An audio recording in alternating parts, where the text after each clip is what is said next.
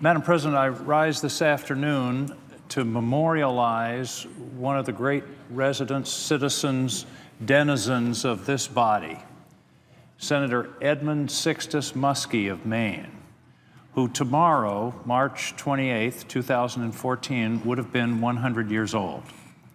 I knew Ed Muskie, not well, but I knew him. I knew him working here as a staff member. We were very scared of him. He was a presence. He was a force. He was indeed a great man. He's a classic American story, a classic American story that we need to remind ourselves of. He was the son of a Polish immigrant tailor in a small town called Rumford on the Androscoggin River in western Maine.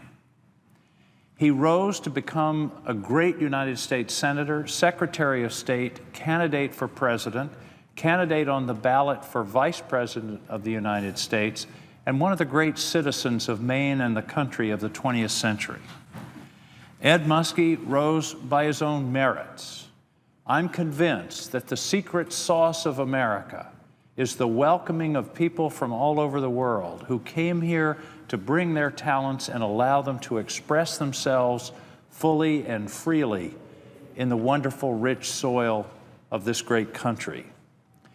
Ed Muskie went to school on a scholarship, went to college, a small college in Maine, Bates College, where the Muskie archives currently reside, and then he went on to Cornell Law School through generosity of individuals and scholarships because he had no resources of his own.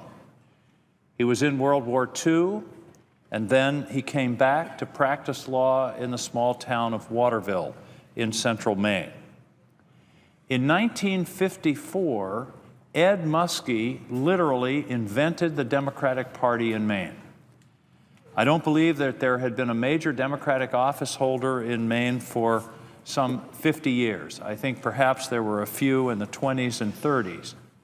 But the state was completely dominated by the Republican Party all through the 30s, 40s, and 50s. And when Ed Muskie ran for governor in 1954, it was the longest of long shots. In fact, the story in Maine was that, of course, in the 1936 election, when Franklin D. Roosevelt ran against Alf Landon, Roosevelt carried every state in the Union except two, Maine and Vermont. Hence the famous saying, as goes Maine, so goes Vermont. And the story on the coast of Maine was, in a small Republican town of several hundred people, the clerk announced the vote, and at the end of the tally, she said, Landon 47, Roosevelt 2. And someone mumbled, the SOB voted twice. And that was the way the Republican Party dominated the state until Ed Muskie in 1954. He drove from one end of the state to the other with friends, stayed on friends' living room couches, nothing fancy. The idea of a political ad on television in those days was to show up at the TV station at the appointed hour, and as the clock ticked to 8 o'clock, you would look into the camera, give your statement for 30 seconds, and then you were off to the next campaign stop. As that campaign went on in 1994, something happened in Maine. An excitement built, a buzz, I guess we would say today, and Ed Muskie, indeed, to everyone's shock and surprise, was elected governor in that year. He then was reelected. In those days, the Maine governor's term was 2 years. He was reelected in 1956, a very successful governor, and then was elected to the United States Senate in 1958. There's a wonderful story about when Muskie first came to the Senate. Lyndon Johnson, of course, was the dynamic, powerful, and I'd say all-powerful majority leader of the United States Senate at that time. And the story is that Johnson took Muskie aside and said, now, Ed, when somebody comes and asks you for your vote, you just tell them you haven't made up your mind yet. Your vote is the most valuable thing you have in the United States Senate, and keep it to yourself. And if they press you, just say, Senator, they haven't gotten to the M's yet. When they do, you'll know how I'm going to vote.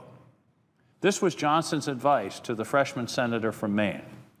A few weeks later, apparently, there was some kind of procedural vote on the floor, and Johnson wanted to line up his votes in his Democratic caucus. And he went to Ed Muskie and said, "Ed, can I count on your support?" Allegedly, Muskie replied, "Senator, they haven't gotten to the M's yet." The result was that Muskie was exiled to the Public Works Committee. At that time, one of the least desirable of committee assignments. Of course, now it's Environment and Public Works, and one of the most important and prestigious of our committees. But at the time, it was being sent to the outer limits by the majority leader who didn't like this smart aleck from Maine. But again, this story has an important and I think instructive ending. Because Ed Muskie, with his Maine work ethic and his common sense and his intuition and insight, used the Public Works Committee to invent environmental law in America. In 1970, 12 years later, the passage of the Clean Air Act was the first major passage of an environmental piece of legislation in American history. There had been a few small things here and there, but most states had very little in the way of environmental regulation, and certainly there was no national regulation. But the amazing thing, the astonishing thing about the passage of the Clean Air Act was that it was a very important piece of legislation. It was very significant. It affected every business in the country. It affected the automobile industry. It affected the paper and manufacturing industries. It was a tremendously important piece of legislation and very controversial. But the Clean Air Act passed the United States Senate unanimously. Unanimously. Mr. President, imagine we can't pass the time of day unanimously.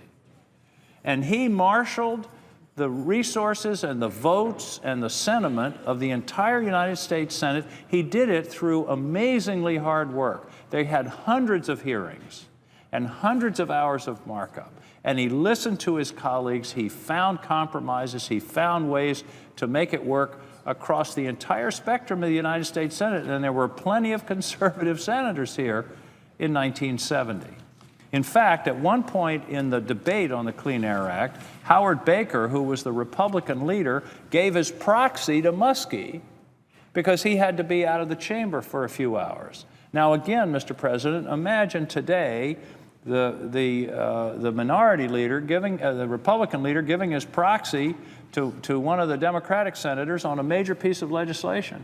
I think it says something about, unfortunately, the difference between then and now in the United States Senate, but it also said something about Muskie's leadership.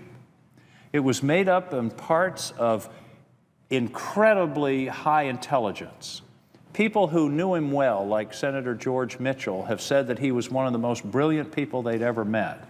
So he had high intelligence, but he also had high emotional intelligence. He could intuit what people needed and what they wanted and what they had to hear and how to persuade them. But he also had incredible perseverance and patience, and he was willing to listen and understand other people's point of view. The Clean Air Act and later the Clean Water Act in 1972 are really the pillars of environmental law in this entire country. And it's hard for us to realize today because we take for granted our commitment to environmental protection, but it didn't really exist until Ed Muskie's leadership in the late 1960s.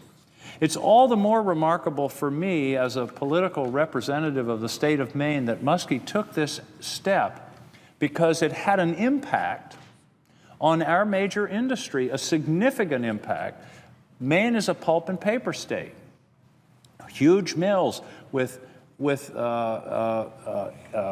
outpourings into the water and into the air, and at the time they were virtually untreated. So this was not an insignificant act from Muskie's own political situation. It wasn't like he had a free ride on this. But I believe that part of the impetus for this great action, for this great insight, was Muskie's being raised as a young boy in the town of Rumford on the Androscoggin River. And the Androscoggin River at one point was one of the most polluted rivers in America. I live on the Androscoggin today. And when Muskie was a boy, the saying was the river was too thick to drink and too thin to plow. It was a terrible situation, and Ed Muskie realized that, and he realized that it was something that we had to do something about. So he used the vehicle of the Public Works Committee, where he had been sent in exile, to achieve one of the great legislative monuments of the 20th century.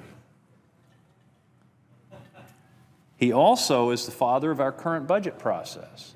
He was one of the senators that put together the budget process in the mid to late 1970s. He had an incredibly distinguished career. He was, as I said, he was an incredible force and a very powerful man. I have a vivid personal recollection of him, which to this day I don't quite know what to make of.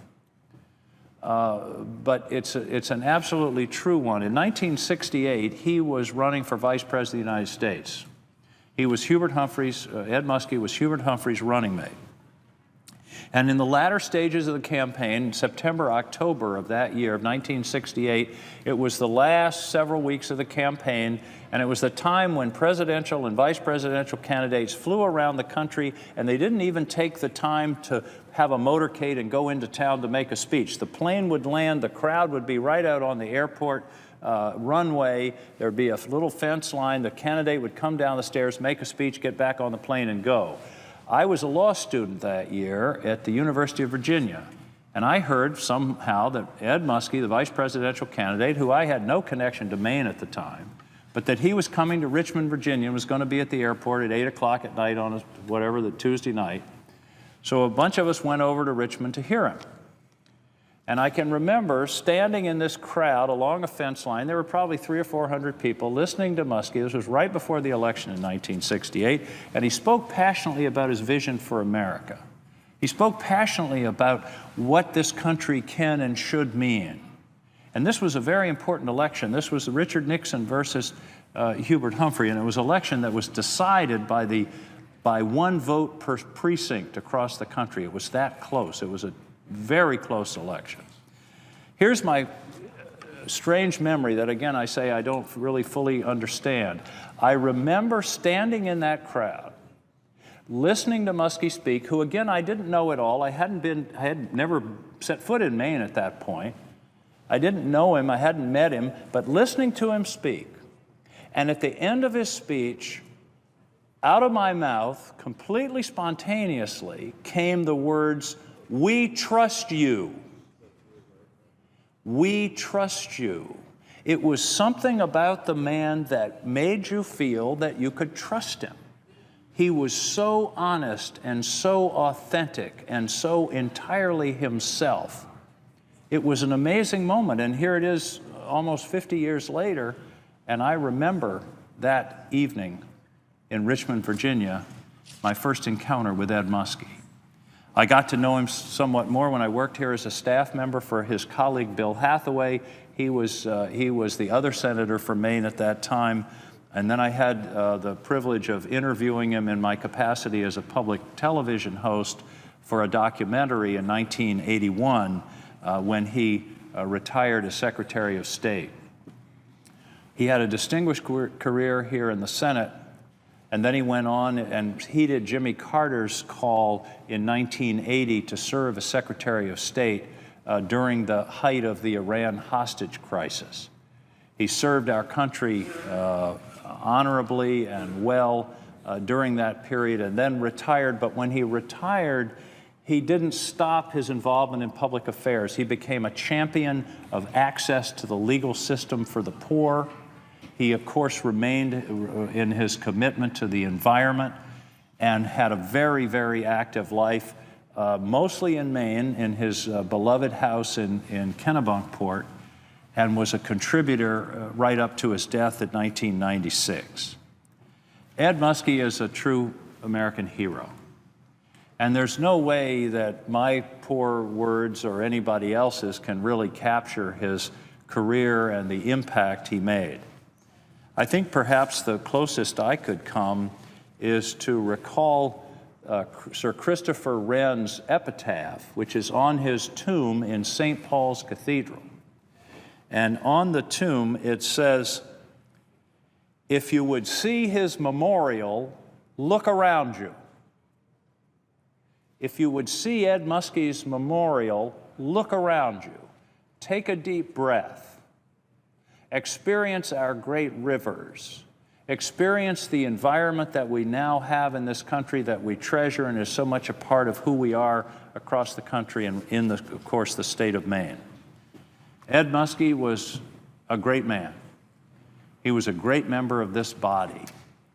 And it's an honor for me, to say it's an honor is a gross understatement, to be standing today in his seat, the seat that he held for those important years from 1958 to 1980 and served our country so, so well.